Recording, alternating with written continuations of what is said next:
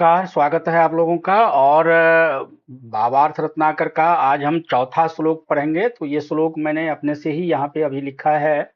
तो इसमें ये है कि मेष लग्ने तु जातस्य राजयोगो न लभ्यते भाग्यराजे संबंध मात्रेण न संशयः।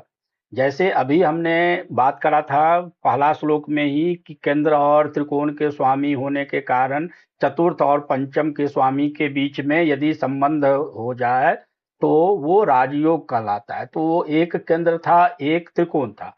तो उसी तरीके से अभी आप यहाँ पे यदि देखेंगे तो ये केंद्र नवम राशि, ये जो है त्रिकोण है और सबसे बली त्रिकोण है ये वाली राशि। और ये 10वीं राशि ये केंद्र है। तो केंद्र में भी सबसे बली केंद्र बताया जाता है। उत्तरोत्तर केंद्र में 1 4 7 10 में सबसे अच्छा केंद्र, बली केंद्र दसम को माना जाता है।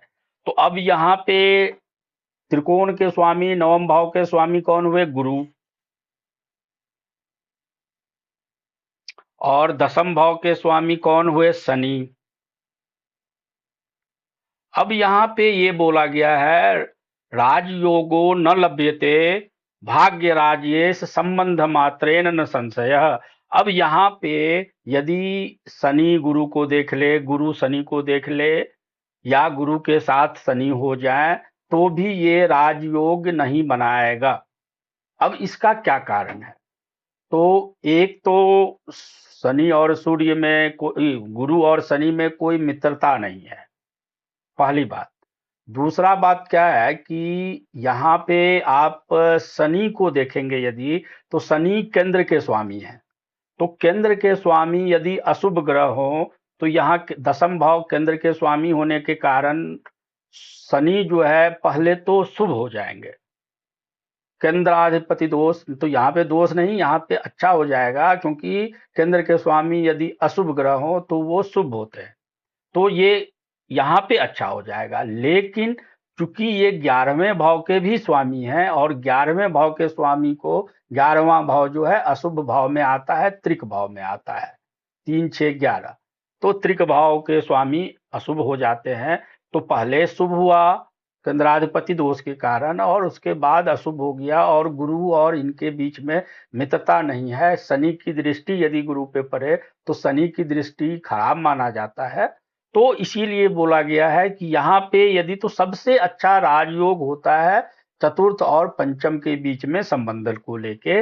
लेकिन यहाँ नवम और दसम के बीच का जो संबंध है, केंद्र और त्रिकोण के स्वामी भी होने के बावजूद भी, चूंकि विपरीत नेचर के हैं गुरु और शनि, तो यहाँ जो है राजयोग नहीं हो पाएगा।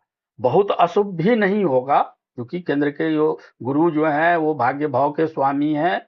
तो बहुत खराब नहीं होगा, लेकिन राजयोग भी नहीं होगा यदि संबंध, मतलब संबंध किस तरीके से हो सकता है? मान लो गुरु यहाँ बैठ गए और शनि यहाँ बैठ गए, अपने ही घर में बैठ गए, तो संबंध तो हो गया, लेकिन ये राजयोग नहीं होगा। शनि यहाँ भी बैठ के गुरु से संबंध बना सकते हैं, लेकिन फिर भी ये राजयोग नहीं होगा, क्योंकि शनि की दृष्टि को खराब माना जाता है और शनि यहाँ एकादशेष भी है, इसलिए ये राजयोग नहीं होगा। तो मेष लग्ने तु जातस्य राजयोगो न लभ्यते, राजयोग का लाभ नहीं मिलेगा। भाग्य राज्येश संबंध मात्रेन, भाग्य भाव और राज्य, राज्य भाव दसम भाव को बोला जाता है। तो भाग्य राजेश संबंध मात्रेन, अब ये सिर्फ संबंध से, संबंध होने के कारण राजयोग का फल नहीं मिलेगा। अब उसके बाद और भी चीजें देखा जाएगा। मान लो अब शनि और भी शुभ हो जाए, शुक्र वगैरह से दृष्टि हो जाए तो वो अलग है, लेकिन संबंध मात्रेन न संशय, सिर्फ संबंध होने के कारण राजयोग होगा, ऐसा कोई जरूरी राजयोग का फल नहीं मिल पाएगा। तो चलिए, धन्यवाद।